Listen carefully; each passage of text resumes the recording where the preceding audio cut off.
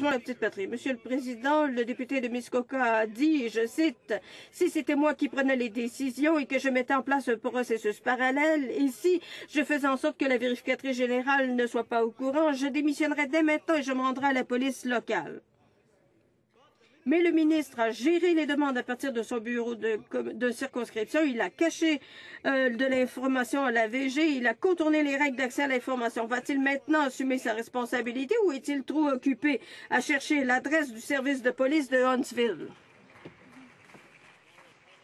Le secrétaire parlementaire du ministre des Affaires étrangères. Monsieur le Président, les faits n'ont toujours pas changé. La vérificatrice générale a confirmé que tout avait été réglé. Nous avons accepté ses recommandations. Alors, je ne vois pas où est le problème. Mais je me joins au ministre des Finances pour fournir de bonnes nouvelles, tandis que j'en ai l'occasion.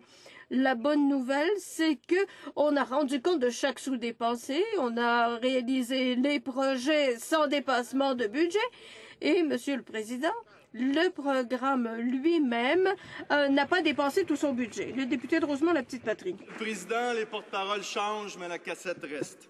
On sait que la ministre a été impliquée dans 32 projets, qu'il a instauré un processus parallèle à l'abri du regard du vérificateur général à partir de son bureau de comté. On sait qu'il n'a remis aucun document à la vérificatrice générale, alors qu'il y avait des hauts fonctionnaires fédéraux qui étaient dans les réunions. Après cette faites promettre transparence et ouverture, les Canadiens sont déçus et ils ont raison de l'être.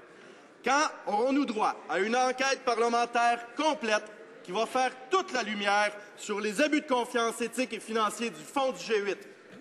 Madame le secrétaire parlementaire. Mr. Speaker, again. Monsieur le Président, encore une fois, je suis d'accord avec le député. C'est la même histoire, les choses n'ont pas changé. Les faits n'ont pas changé. Le vérificateur général a présenté son rapport, a fait ses recommandations. Il a dit au comité, vous vous rappellerez, si le député avait été là au comité, il ne poserait pas ces questions. Alors, je l'aurais répété, Monsieur le Président, les faits n'ont pas changé. Les réponses sont toujours les mêmes.